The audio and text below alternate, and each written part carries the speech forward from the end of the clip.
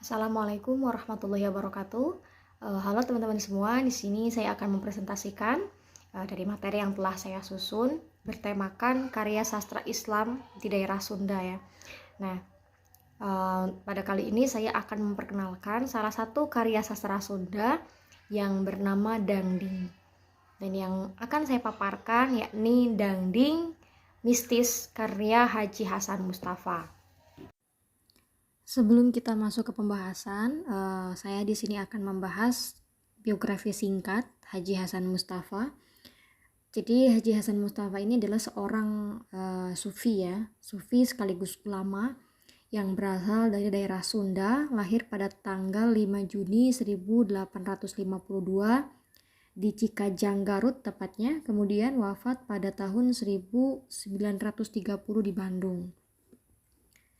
Haji Hasan Mustafa ini memang sudah kental dengan dunia keislaman, khususnya di dunia pesantren, karena pada umur 9 tahun Haji Hasan Mustafa ini dibawa ke Mekah naik haji bersama ayahnya.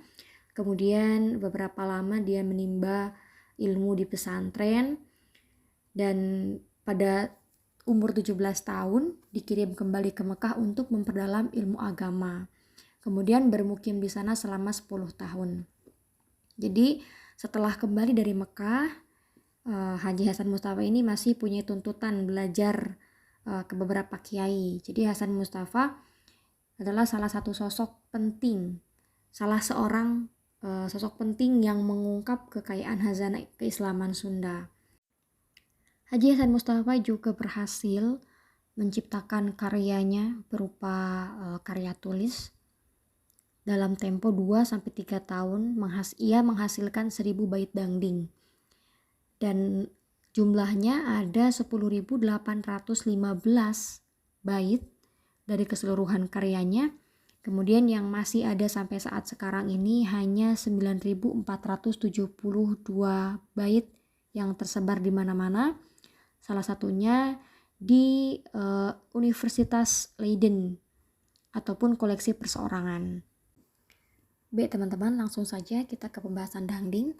Jadi dangding ini merupakan salah satu karya tulis atau puisi klasik yang dikenal sebagai tulisan berpola dan melodis, yakni menggunakan tembang dengan pola 17 jenis pupu. Di sini saya hanya menyebutkan beberapa saja, ada pupu Asmarandana, Kinanti, Ladrang, Mas Kumambang, Sinom, dan Mijil, masih banyak lagi. Dan dangding ini berisi berbagai hal, baik pengajaran atau uraian agama, pengalaman batin, hingga kegaguman pada alam dan berbagai kejadian. Nah, penulisan dangding ini menggunakan Arab Pegon tapi dengan bahasa Sunda atau Jawa. Jadi teman-teman bisa lihat sendiri di gambar, sudah saya cantumkan contoh dangding karya Haji Hasan Mustafa. Jadi tulisannya Arab ya, tapi itu adalah Arab Pegon yang memakai bahasa Sunda ataupun Jawa. Haji Hasan Mustafa ini tidak hanya mengungkapkan salah satu corak dari isi dangding ya, namun ragam keilmuan Islam seperti tasawuf, kemudian ada juga catatan perjalanan haji, terjemah dan tafsir Al-Quran, dan lain-lain disusun menggunakan guguritan atau dangding.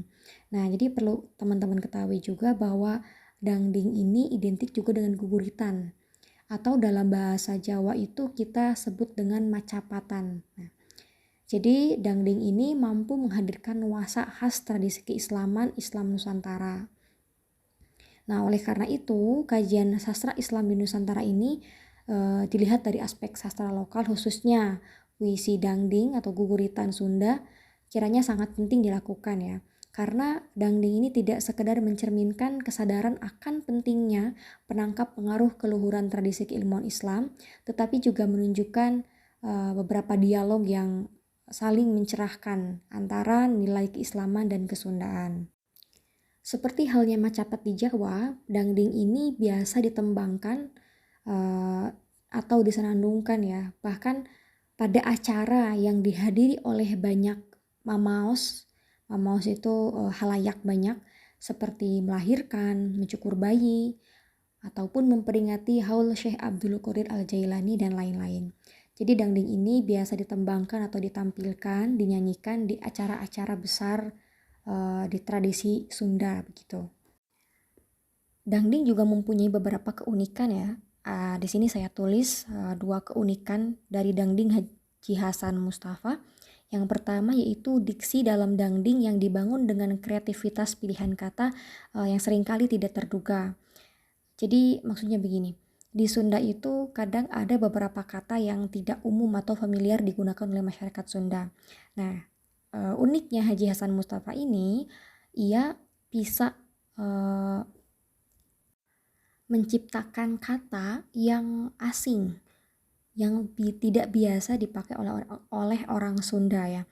Misalnya imbuhan pada banyak kata yang tidak biasa.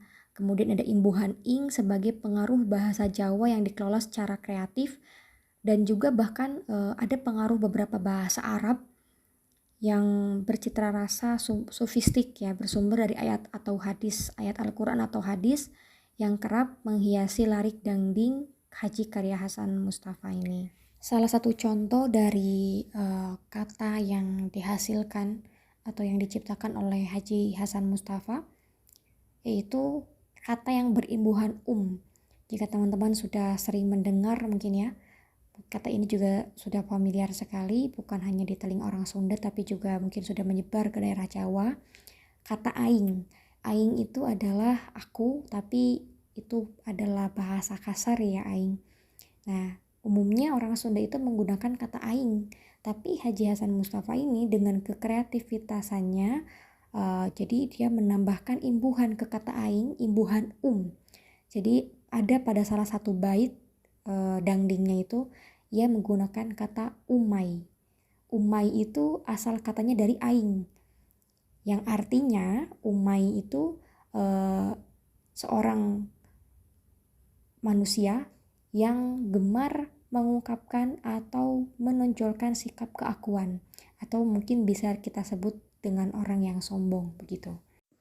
Kemudian juga ada kata umeta, itu asal katanya dari eta. Eta itu dalam bahasa Indonesia itu, eta itu diubah oleh Haji Hasan Mustafa menjadi umeta. Kemudian sumaha, sumaha itu asal katanya dari saha, saha itu siapa.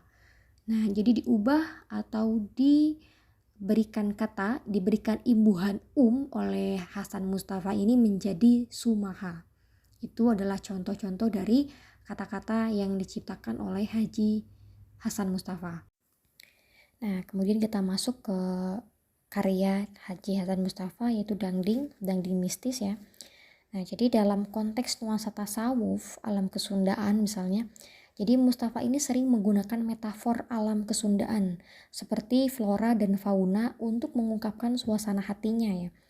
Nah, dalam berbagai bait dangdingnya, misalnya Hasan Mustafa ini menggunakan metafor hewan burui. Burui ini kecebong ya, atau manuk, burung. Kemudian ada juga hayam, endog, ayam atau telur, ayam dan telur. Kemudian dari faunanya, dari floranya ada tumbuhan iwung. Iwung itu bambu muda. Kalau dalam bahasa Jawa itu bung ya. Kemudian juga ada beras, padi, kemudian sirung atau benih. Nah, misalnya metafor kecebong ini tampak pada dangding kinanti yang berjudul Tutur Teka Catur Batur. Baik teman-teman, di sini saya akan mencontohkan tembang dangding. Meskipun saya tidak begitu expert dalam menghalangkan ya, kalau dalam bahasa Sunda itu menyanyikan atau menembangkan dangding, tapi saya akan sedikit-sedikit mencoba. Ya, baik, ini salah satu dangding dari karya Haji Hasan Mustafa. Tejauh ti burui ngambul, bijil ti cai kacai, kasasar lamun misaha, kasasar lamun mikir, kumaha alam luarna, jagana baring supagi. Ya, itu kurang lebih yang artinya tidak beda dari kecebong yang muncul dari air ke air, tersesat kalau mempertanyakan siapa, tersesat kalau berpikir bagaimana alam luarnya nantinya besok atau lusa. Jadi isi dari dangding ini yaitu memperumamakan burui atau kecebong. Ya, kecebong itu digunakan Mustafa untuk menunjukkan suasana spiritual yang dirasakannya ketika belajar melakukan pencarian hakikat dirinya, yang sewaktu-waktu muncul, sebentar kemudian menghilang, timbul tenggelam. Ya seperti iman di dalam hati kita. Kadang iman kita naik, kadang iman kita turun gitu.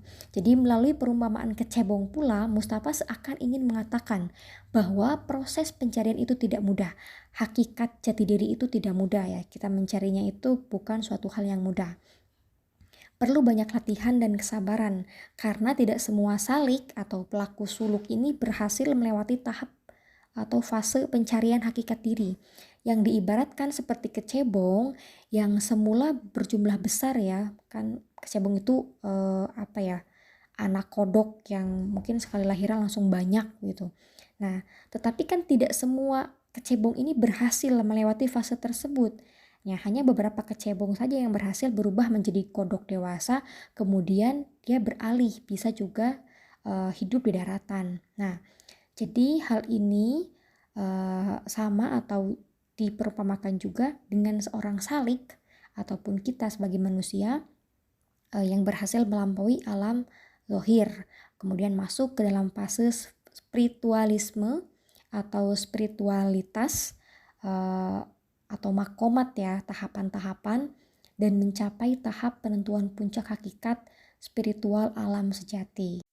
Baik teman-teman, mungkin itu saja yang bisa saya presentasikan. Mohon maaf apabila terdengar kurang jelas ataupun kurang bisa memahamkan. Teman-teman bisa baca lebih lanjut di makalah. Saya harap teman-teman bisa memberikan kritik saran yang positif, yang membangun.